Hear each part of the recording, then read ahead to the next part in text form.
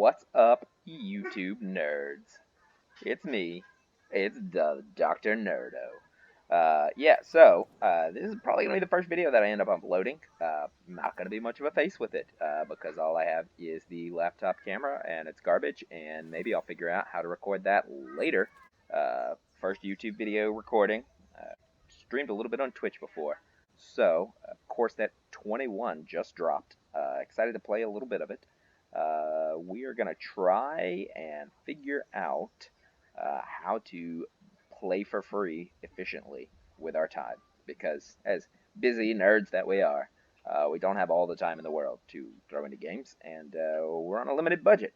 So I thought day one of MTG M21, they had actually nerfed a trick to help up your amount of gold that you get from quests by removing it, but I think it was just like a glitch. There was a small update or something, and it's back. So I'm going to show it to you, teach you how it works.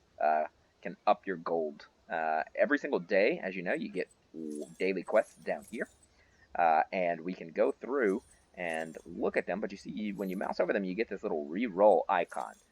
You get one re-roll per day. So the most efficient way to do things is to plan to make sure that you always use your re-roll when you can, to try and re-roll a 500 gold quest into a 750 gold quest. Doing that helps A, get more gold and mastery XP, which helps you level up faster and helps you get more gold so that you can either buy packs or play drafts, whichever is your choice. So this attack with 30 creatures, like, you can't really, I guess you could play control and avoid that. That's one way you could do it, but the attack with creatures and the play lands type quests are ones that you can't avoid doing for the most part. So those are the ones I tend to prefer to re-roll. So this one, we're going to go ahead and re-roll. As you can see, I haven't played in a few days because I'm on a really busy schedule right now at the hospital. Real doctor life. What up? So we're going to re-roll this one and hope we get a 750. Let's confirm the swap. And swing and a miss. Okay. That still leaves us with black, white, and red to do our quests, which is kind of annoying because we want to make sure that tip number 2, you always have an open slot in order to get a new quest tomorrow. So we got to try and knock out a quest. We got to try a black-red spell. So we are going to figure out something in these colors that is only one set of these colors. I do think that there was some nice stuff in Black-White Aristocrats, which tends to be one of my favorite archetypes of all time. So I'm probably going to go look up a list for that and then try and play it. And we are back. So looking at this is going to be our deck. It's based largely off of a deck I watched Mono Black Magic stream. Not stream, but his video after today, excuse me. And it revolves heavily around the ability to play a lot of cheap black creatures and sacrifice them to Priest of the Forgotten Gods and bring them back, either with Loris or with Call the Death Dweller. And then every time one of our things dies, we have a cool Celebrant or a Bastion of Remembrance out to get us some value out of our stuff dying. Also, our Scorpion gets us a little bit of value when it dies. Cauldron Familiar gets us a little bit of value when it enters the battlefield. Archfiend's Vessel gets us some additional Reanimator value. Whenever it reanimates, it comes back with 5/5 flyer. Always nice to have. And we have some vetoes in, so that whenever we gain life, opponents lose more life. It kind of stacks value onto itself. We have 3 Shatter the Skies in here. I anticipate there's still going to be a lot of aggro fast-paced meta out there, even if people are wanting to build a lot of shrines. So probably worth having that. Plus, once you build up to a certain board state, shattering your own side of the board is just a win con in and of itself, with so many triggers on the stack. Otherwise, for our lands, we have 5 plains and 4 fabled passages to find said plains if we need them. Not too much white in here, but we want to reliably be able to get off the double white. So we also have our godless shrines. Thought about putting in the black-white temples to get a little bit of scry, but they come down tapped, and they don't count as swamps to enable castle lock slaying. Castle Lochthwain lets us get some card draws if the game is dragging on, and we really don't have too much of a top end. Helps us maybe find some more of our Call of the Death Dwellers, which will let us bring back Loris, or let us bring back Archfiends, or Priests, or whatever pieces we need. That's pretty much the deck.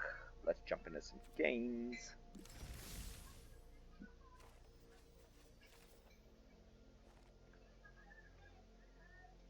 Important part of deck building is naming a deck.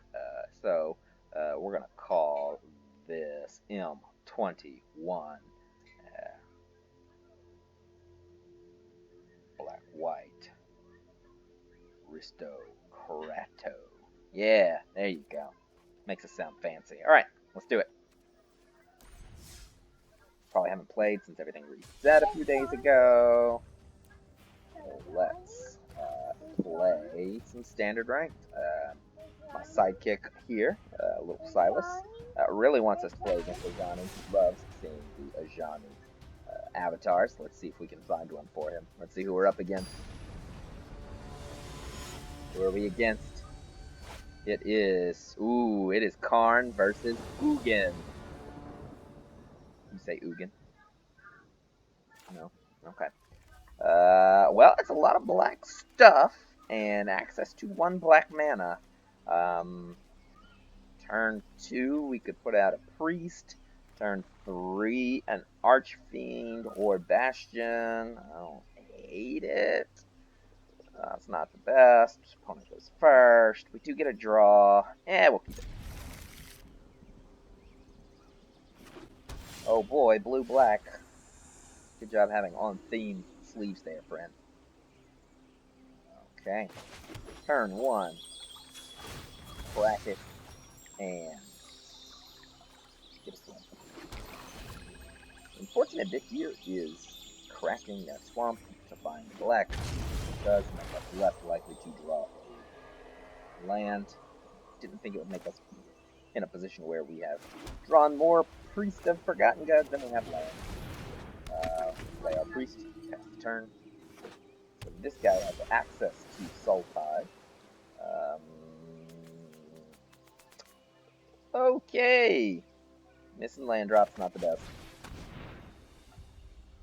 Get out an Archfiend. Yeah, you gotta read that before it resolves. What are you doing? Get off of me, you little nerd. You wanna step on Daddy's lap? No. How about you sit right there with your cookie in my face? Choose attackers. Yeah, sure, why not? I'll attack. Damn thumb. Slither Wisp! He got me! He got me. I have no idea what that is. Slither Wisp! Oh! I'm not gonna block Slither Wisp. Be up outside your mind. Alright. Dude! We'll go with another Priest. A Mystical Dispute. Cool, cool, cool, cool. We're back in. We'll see if we don't get a land drop soon. This one's pretty much a wash. Again, if we don't get a land drop soon, this one's pretty much a wash. Land, land, land. Maybe some land on the next draw. Just gonna try to summon my inner merchant. Until next time. Please, please, please. Magic, please.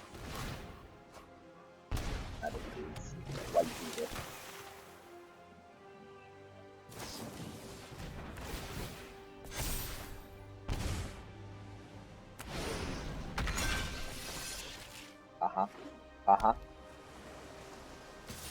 Bunch of cool new cards on display. Alright. We got a block because he's drawn. That's Plano. I lost a guy. Okay. Land? Nah, that's not a land. We're pretty much done here. Next, moving on.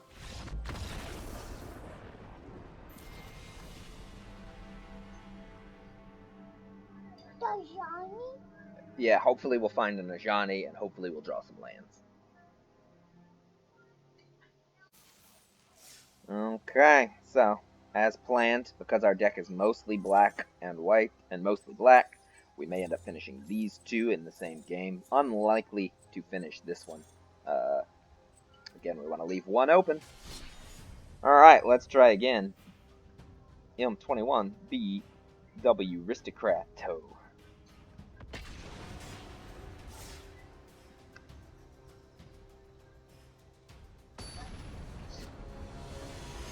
That's cool. I don't know what land that background is, but that is cool. Who is that? Who is that? That's Elspeth. Can you say Elspeth? Opponent goes first. 3 lands. We can pain the Godless Shrine to get out a cat. And then from there, it's all untapped. I like it. If they mess with our cat or our celebrant, we can lure them back at some point. Black green with a goose. What did you think about that? We have very little interaction. And mana is cheap in Magic these days. So they may just outscale us. Get ahead. They'll get up to like a turn 4. Oh, what is it? Casualties of War. It pretty much just wiped us out the game.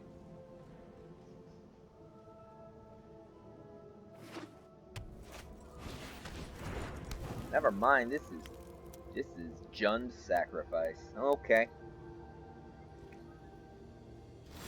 Be prepared to be buried under a mountain of delicious cat oven pie foods. It's gonna be great. We're all gonna love it, whether we like it or not.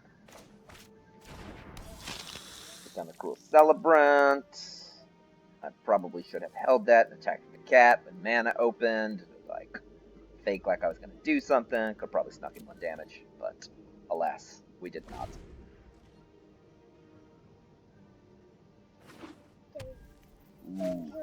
Ooh. That Woe Strider, though. Decent inclusion for this deck. I'm curious what we would drop for it. That's our opponent's library that you're pointing at there, Silas. Alright. Organize the hand. Get a little Bastion out. Like, I don't really care. They can't really attack us. They make us sacrifice permanents. It's not the worst thing in the world. I don't want to attack. I don't want to attack.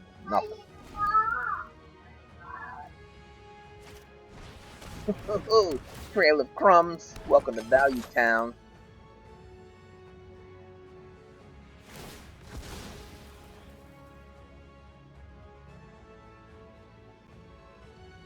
Didn't like that one. Scried it away. Interesting that he does that now.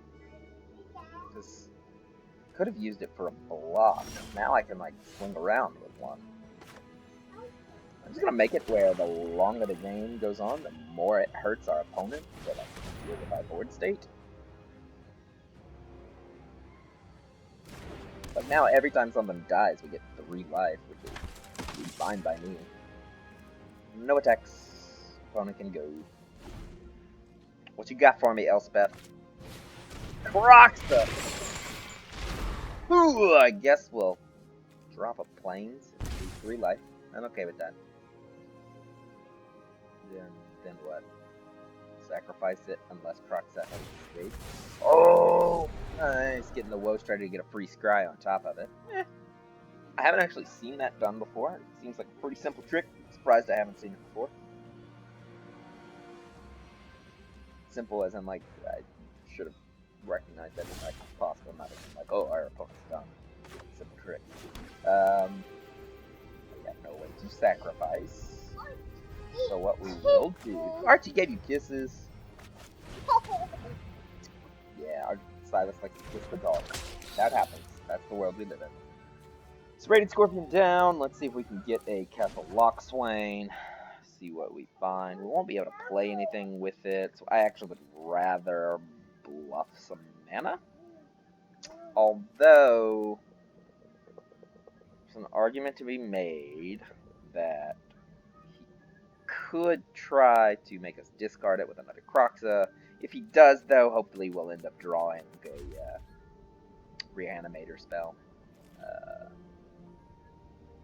Call of the Death Dweller and bring him back. What we really want is a priest.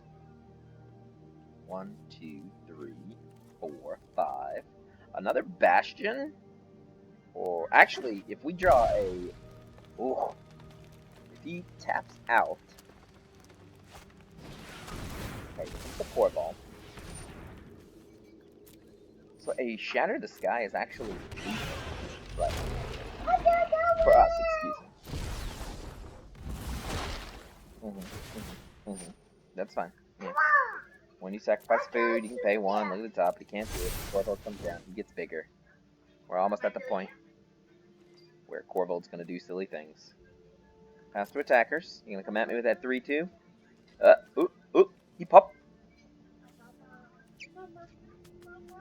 He popped an Optimus? No. Alright, my turn. Let's get something. Ooh, another Loris. And a planes. Let's put the planes down. We can do this.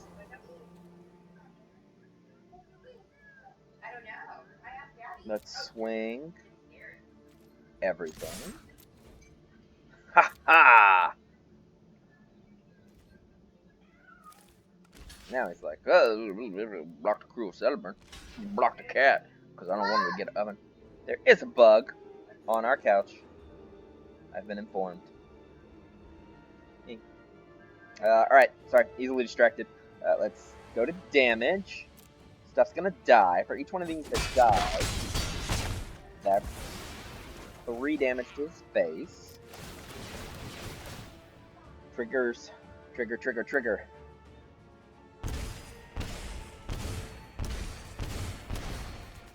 And then we will play our Luris.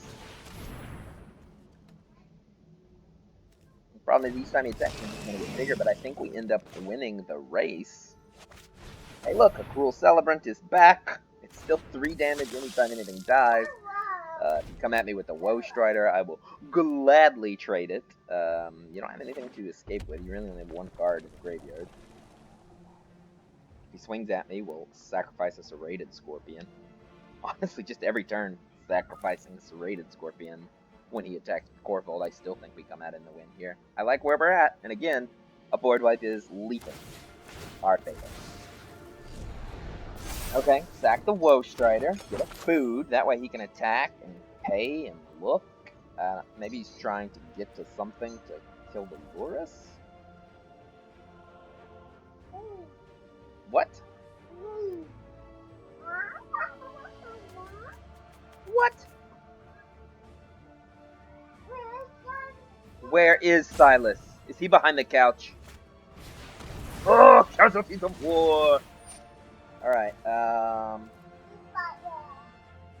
there you are. Alright. Casualties of War does suck. Slows us down a bit.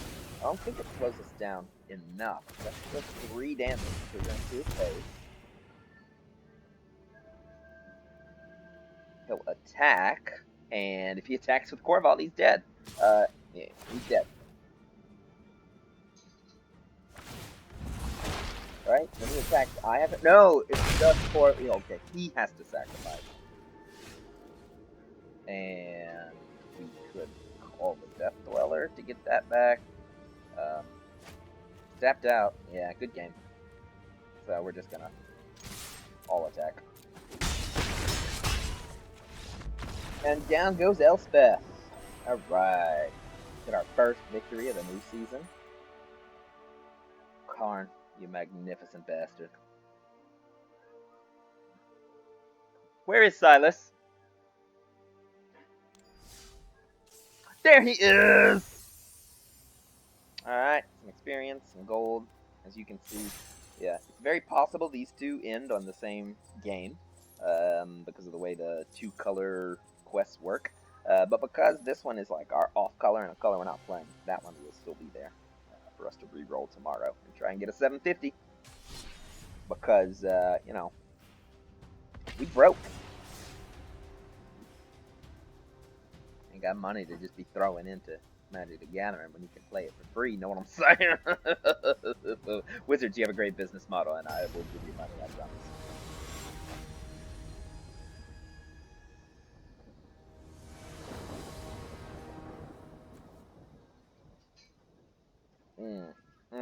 Yeah, we got burned earlier whenever we said, oh, I'm sure we'll draw into land. That said, has what we want. We really could just draw a black and get away with it. Oh boy. Oh boy. Oh geez. Oh boy. No matter what color source we get Loris. So any land is Loris. It'll be hard to board wipe. We're gonna go for it. Might get punished for it. Rafael Posada. Rafael Posada. Alright, that was easy enough. I don't know why it's hard for me to read. Okay, let's go. Land, sack, activate.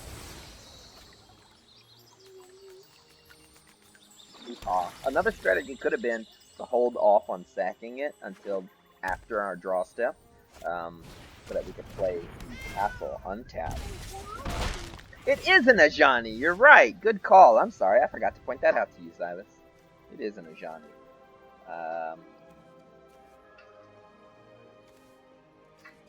Okay. So we are going to do this. We're going to put out the Priest of the Forgotten Gods.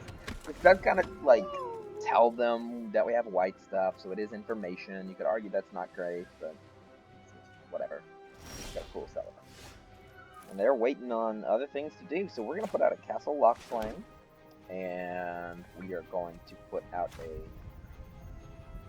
Serrated Scorpion, and an Archfiend Vessel, and we are going to tap a Runers to target our opponents. One, sack these nerds. They are gone. He drains some life. They drain some life from the priest. This is a sick art, by the way. It took me forever to notice, like, check out the frickin' bodies hanging upside down, like, mummified or wrapped up in some weird leather BDSM gear. I don't know, man. It's creepy. I love it. We get out of Loris and we say, your turn, friend. Respectful nice from the opponent. Okay, so we're a rack sack kind of deck. Oh, I really want to reanimate this nerd. Pretty cool background art. What is he doing there? What's going on with his arms? Got like tendrils on his arms. What is that? Oh no, that's candle wax. Okay, that's pretty cool. I didn't notice that. Okay. What do we want to do? Let's play a Serrated Scorpion and a Serrated Scorpion. And let's submit and sack these two nerds and submit two.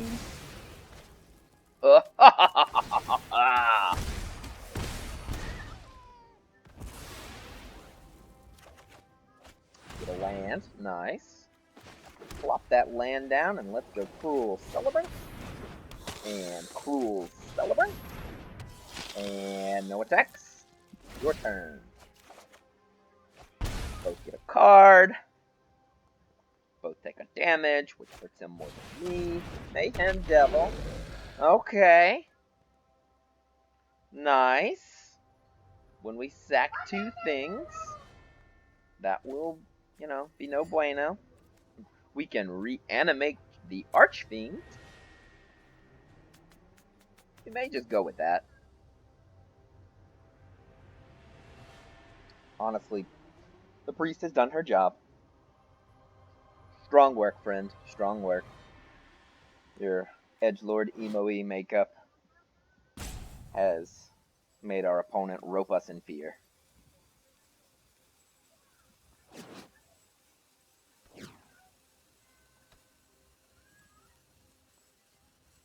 Rope-a-dope. Rope-a-dope. Rope-a-dope. Dope, dope, dope. I'm the dope. Getting roped. Rope-a-dope. Very important that you, animate your cat over there. And just rope us. Alright, cool. Cool. Cool. We're gonna do some Zen meditations, I guess. That's gonna be our thing.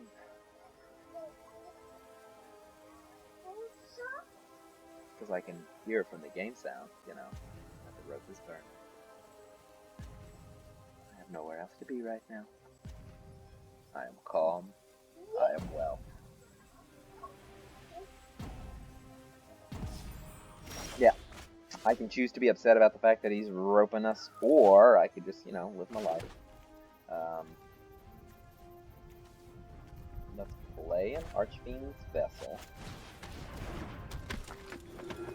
Let's play a... Hello! Hi, Silas. Let's play a Veto, the Dust Thorn. And let us sacrifice... Let's target him. Ooh. You know what we need to do, though? We still gotta put one of these out. I was gonna try and get that 5/5 flyer, but we just gotta do it this way. Sacrifice, sacrifice. Let's see if we get roped more.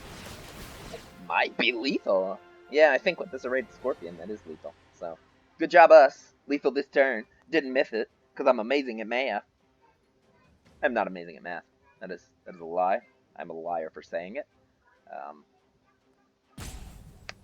Yeah. Math was really fun in high school. Like, I know that sounds like, what a nerd. My channel is called Dr. Nerdo, and you have to deal with it. Math was a lot of fun. Got to college, and it was hard. And I didn't do so well with that. I suffered from big fish from a small pond syndrome. It's one thing I wish... one mental muscle I need to start playing. Oh, he just like roped us out till the last second and then assigned? Or did the computer assign? Maybe the computer assigned it straight to us.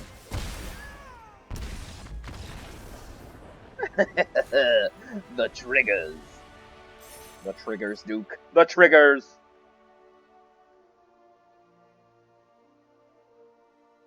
Alright, what do we gotta do to get our experience? Nice. We'll open packs all at the end. Nice haul of experience and gold. And that's it. Okay, wow. Alright, so we're done with both of them. Okay, neat. We made it, team. Go us. Probably not going to play any more of that deck because it does have white in it. It will work towards this progress. I may end up doing some Premier Draft Core 21. Upload a video of that. And that might be what we do today. Like we said, we'll open packs at the end of the video. That is some pretty sweet fairy art, not gonna lie. I don't know how I feel about fairy being with us forever. And, ooh. I didn't actually look at, like, M21 reveal and spoiler. I watched some spoilers, but I still don't know everything that's in this set. Creatures, flying, +1 to cast. That's pretty cool. Blue-white, that helps whenever another creature flying is a benefit under control. He gets bigger until end of turn. Neat. Village Rites. Sack a creature, draw 2 cards. Dope. Yeah, when asked to give, you refuse. I almost have a Orzhov kind of look on him. And then, what's our rare? Let's do it. Ghostly Pilferer.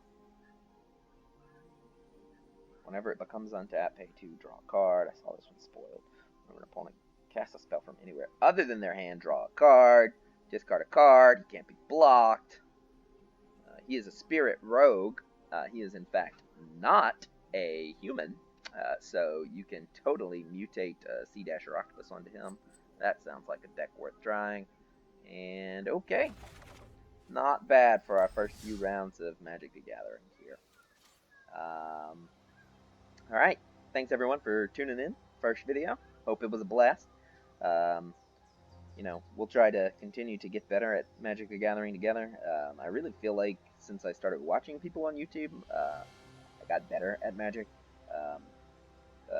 Like I said, I used to suffer from big fish and small pond syndrome, and so I've realized there's a bigger world out there than the group I used to play Magic with in high school. So a lot to learn out there. More than happy to learn it along with you guys. If you guys see a misplay or a lethal miss or anything like that, feel free to comment it below. Gaming as you get older, it's more about quality games and just realizing that you can improve and get better, and less about being the best and just enjoying what you do along the way. Yeah, until later, nerds. I'll catch you on the other side.